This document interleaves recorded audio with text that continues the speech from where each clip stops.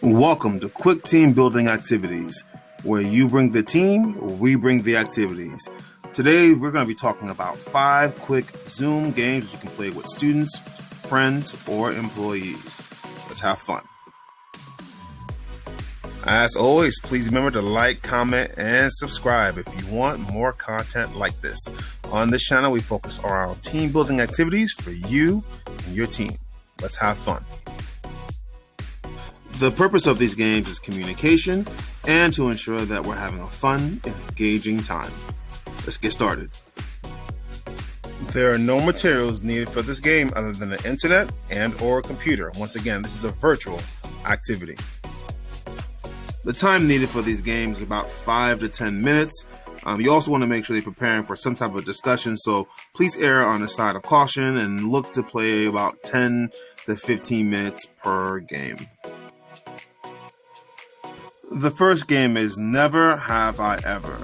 And this is a really fun and engaging game. So the way you kind of play this game is you want to break up into groups of 4. And each team member will hold about 5 to 10 fingers up. And then each team will begin the process of taking turns sharing something that they've never done. As individuals share, team members must put down a finger if they did what the person mentioned. For example, I never ice skated. If other members ever ice skated, then they would put down a finger. The purpose is as team members begin the process of identifying things that they've done in the past, the first person to 0 or no fingers up is the winner. The next game is trivia. You can do this a couple ways, but my particular approach is to split teams up into groups of 4 to 8. One person per team will select a word or phrase using randomtriviagenerator.com, which is free. And each team takes turns guessing the answers. The best way to play this game is to load up as many trivia questions as possible beforehand. Break individuals into teams in the main group, not into breakout groups, but in the main group. Only allow teams to type their answers in chat. The team that types in the answer the fastest gets the points, and the teams with the most points wins. The next game is Name That Tune. Step 1, load up a set of songs of your choice. Step 2, play songs and ask teams to provide an answer to the songs in chat.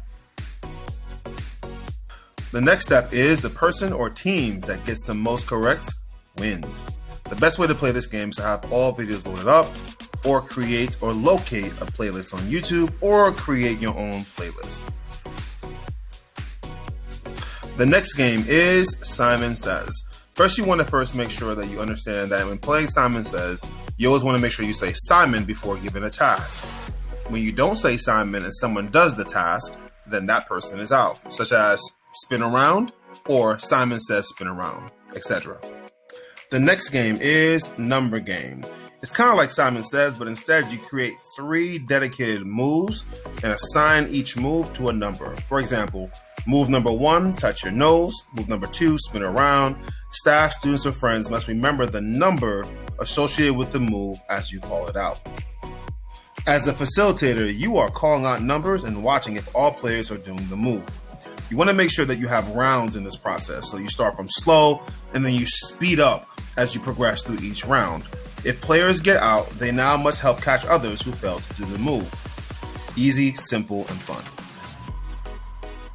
And that's it. 5 quick Zoom games to play with your students, friends, and families. Please make sure to keep it fun, keep it engaging, and keep it lively. Lastly, please remember to like, comment, and subscribe if you want more activities like this. Also, put your notifications on because we post consistently.